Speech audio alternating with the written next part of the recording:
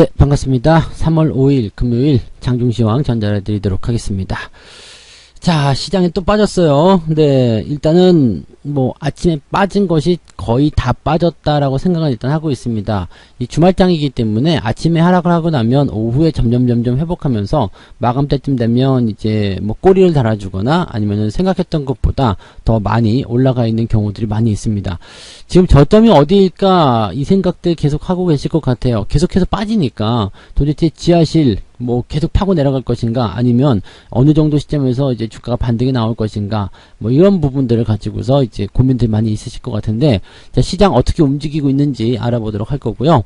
자, 지금 수급 동향만 살펴보더라도 좀 답답하실 겁니다. 개인들만 사고 있거든요. 지금 시장을 받쳐줘야 되는 수급 주체들, 외국인이든 기관이든 간에 누구 하나도 사려고 나선 사람들이 없습니다. 그래서 얘네들이 도대체 의도하는 게 뭘까? 개인들은 여기서 왜 계속 사들이는 것일까? 그런 부분도 같이 좀 알아보고요.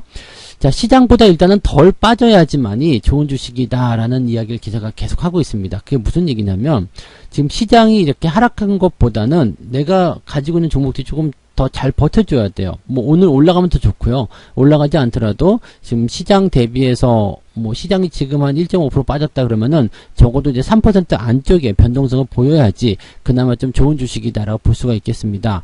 왜 그러냐면요, 이게 시장이 반등이 진행이 될 때 주가가 같이 따라 올라가거든요. 근데 너무 많이 빠져버리게 되면 시장이 반등이 나가더라도 회복하는데 굉장히 오래 걸릴 수밖에 없어요. 그런데 어느 정도 수익이 나와 있다가 뭐 반납을 하는 상황이거나 아니면은 저점권에서 그냥 밀리고만 있지만 시장보다는 덜 빠졌다 그러면 시장이 올라갈 때 걔네들 끌고 올라가게 되면 더 많이 상승하게 되는 상황이 벌어지거든요. 그래서 그런 부분들 같이 좀 알아보도록 할 겁니다. 자, 차트 보면서 설명 이어가도록 하죠. 종합주가 지수가 지금 다시 3000포인트가 이탈했습니다. 2998포인트. 자, 3000포인트가 사실은 큰 의미가 있는 것은 아닙니다만, 언제부터 우리가 또 3000포인트를, 네, 지지선을 잡고서 그렇게 얘기를 했을까, 이런 생각들 좀 해보기도 합니다만, 그래도 심리적인 부분이 있는 거고, 또 현재 시장에서 이제 3000포인트가 가지는 의미가 굉장히 좀 크다고 볼 수 있습니다. 그래서 그런 어떤 상징적인 의미들이 있기 때문에, 3000포인트는 웬만하면 좀 안 빠졌으면 좋겠다, 뭐 그런 생각들 할 수가 있을 것 같습니다. 제가 말씀드리고 있는 저점 지지권 때도 3000포인트 정도 수준이라고 보시면 되겠습니다. 뭐 기존에 그 주가 조정받기 시작했을 때는요, 뭐 2950포인트 정도까지도 말씀 좀 드렸었지만, 그래도 지금은 이제 60일선 지지도 있고요. 그래서 3000포인트대에서 지지가 좀 나타나게 될 가능성이 높지 않겠느냐, 이렇게 좀 보고는 있습니다. 자, 위쪽에는 저항대가 여전히 3200포인트입니다. 그래서 점점 이 괴리가 좀 커지고 있는 상황이고요. 여기서 더 빠지게 된다 그러면, 지금 RSI 지표가 이제 45까지 내려왔습니다. 계속 내려가고만 있다라면 과매도 국면이 점점 심해질 수밖에 없거든요. 매도가 많이 나왔다라고 한다면 어떤 식으로든 반발 매수가 됐든 아니면 뭐가 됐든지 간에 이 주가를 좀 밀어주는 그런 형태의 모습이 좀 나타나기가 쉽습니다. 그런 모습들을 이제 기다려야지 되는 상황이 좀 된 거고요. 이제 오늘 상황을 보게 되시면은 위쪽에 그 누르는 모습도 분명히 있겠습니다만 아래쪽 꼬리가 또 달려있는 모습이거든요. 이 아래 꼬리가 오늘 굉장히 중요합니다. 왜냐면 일단 시장에 겁을 주고서요, 아래쪽 꼬리를 쭉 달고 올라가면, 네, 용용 죽겠지, 이렇게 되는 거거든요. 네, 약을 올린단 말이죠. 팔 사람들은 무서우니까 더 빠질 것 같아서 막 팔지만, 주가가 저렇게 해서 밑에서 받아먹고 쭉 올라가 버리게 되면 굉장히 좀 허탈감도 느끼게 되는 거고요. 다시 주식을 사들이기도 애매한 상황이 됩니다. 그래서 저런 시점이 됐을 경우에는 아래쪽 꼬리를 달고 올라갔을 때 다음날 추가 상승 나타나게 될 가능성 굉장히 높고요. 이렇게 지지점대 근처에서 그렇게 꼬리를 달고 올라가는 형태가 나타나게 된다면 이제 바닥을 좀 잡게 될 가능성도 굉장히 높습니다.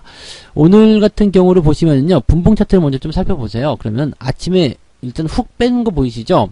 일단 오늘 하락은 아침에 다 빠진 거예요. 아침에 다 빠진 거고 9시 30분 10시 기점으로 해가지고 저점이 잡혀가는 모습입니다.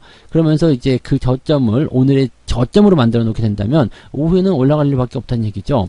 현재 시점에서 본다라면 일단은 아침에 내려가서 공포심을 많이 가졌을 거예요. 또 내리네, 팔아버리자 라고 생각하고 주식을 막 던져버리는 분도 있었을 텐데, 조금씩 회복되는 모습들 확인하게 되면 이게 아닌데 라는 생각이 지금 드실 거라 생각합니다. 지금 같은 경우는요, 뭐 일단 대형주들 같은 경우는 더 추가적으로 하락할 수 있는 부분은 만들어질 수밖에 없습니다. 그렇지만은 가급적이면은 이제 기술적 반등이 됐든 아니면 뭐가 됐든지 간에 좀 주가가 바닥을 터치하고 올라오는 그런 상황을 좀 기다려야 되지 않겠느냐, 이렇게 말씀 좀 드리고 싶어요. 뭐 상황 코스닥도 마찬가지입니다. 아래쪽 골이 달려있는 거 마찬가지고요. 저점 지지대에서 계속 움직이고 있다라는 거, 그 다음에 오늘 장중 저점은 아침에 다 잡혔다라는 거, 그런 부분들이 이제 우리가 좀 오후장을 기대해 볼 만한 그런 내용이 아니겠는가라고 생각하시면 되겠습니다. 가장 중요한 건 뭐 수급 동향이겠습니다만, 수급이 돌아서지 않으면 사실 이것도 좀 어려운 부분이긴 하죠. 근데 그래도 어느 정도 유지만 좀 해준다라면 그래도 아침보다는 훨씬 더 나은 모습의 오후 장세가 나타나지 않겠는가 볼 수 있겠습니다. 자, 오늘도 역시 시총 상위권 종목들 보고 넘어가시면은요, 지금 LG화학을 제외하고 포스코 제외하고는 다 빠지고 있습니다. 네, 특히 뭐 현대모비스, 기아차도 많이 빠지고 있고요. 그다음에 현대차도 하락세가 계속 커지고 있는 상태입니다.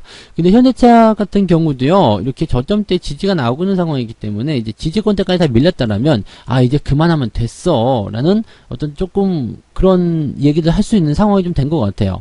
뭐 삼성전자도 하이닉스든 삼성전자도 마찬가지겠죠. 뭐 야, 이만하면 됐어.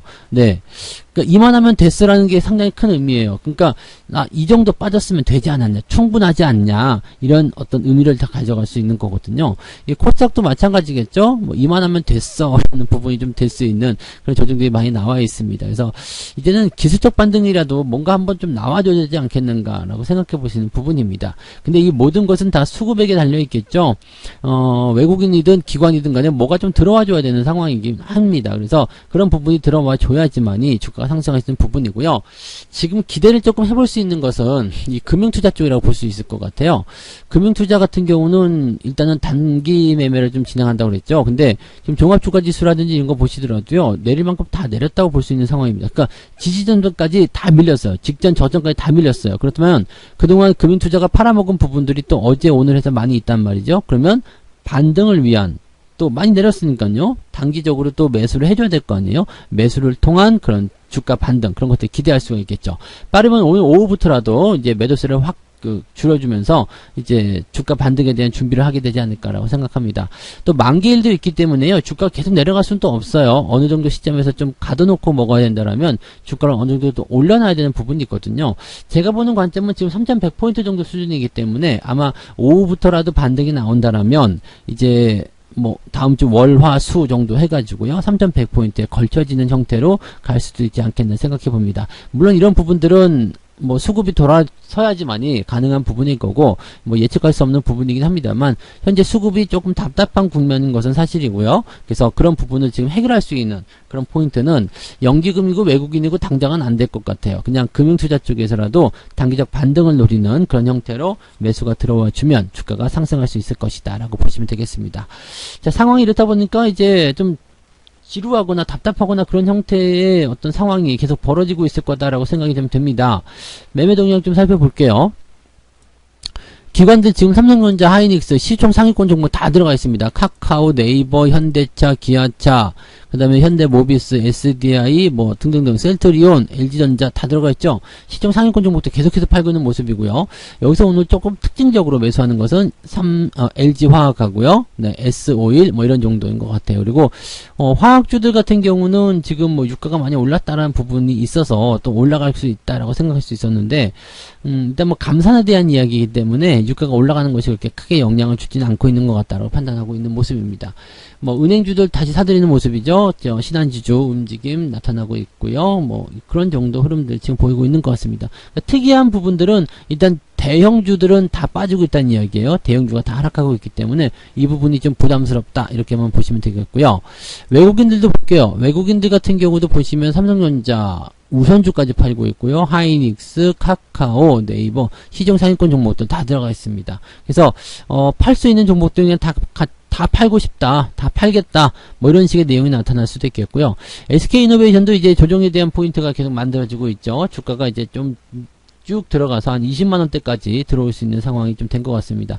근데 20만원대까지 들어오게 된다면은 뭐 기대감을 또 가져갈 수도 있겠죠. 그래서 SK이노베이션 같은 경우는요, 일전에 제가 한번 매도 사인은 드렸어요. 뭐 100% 이상 나온 종목이지만 이제 단기적 조정에 대한 포인트가 있기 때문에 이제 팔아야 되신 분들은 팔아라. 대신에 장기적 관점에서는 아직 뭐 경기 호황이나 이런 부분들이 남아있죠. 화학업종, 뭐 배터리 다 남아있기 때문에 이 정도 라인 때까지 왔을 때 뭐 우리가 매수를 못할 수도 있고요. 또 생각하는 관점은 20만원대 정도지만 그냥 24만원대에서도 돌아설 수도 있거든요. 그렇기 때문에 못 사게 되죠. 그렇게 했을 경우에는 또 애매한 상황이 벌어지기 때문에 그냥 장기적으로 가져가실 분들은 그냥 홀딩 해달라 이렇게 말씀을 드린 적이 있습니다. 그런 전략대로 지금 가고 있다고 보시면 됩니다. 그래서 저라면은 이제 뭐 지금까지 내려왔다라면 이제는 매도가 별로 의미가 없어지겠죠. 그래서 지금 보유하고 계신 분들은 그냥 홀딩하시는 게 유리하는 전략이 아니겠는가 뭐 이렇게 보실 수 있는 내용이고요.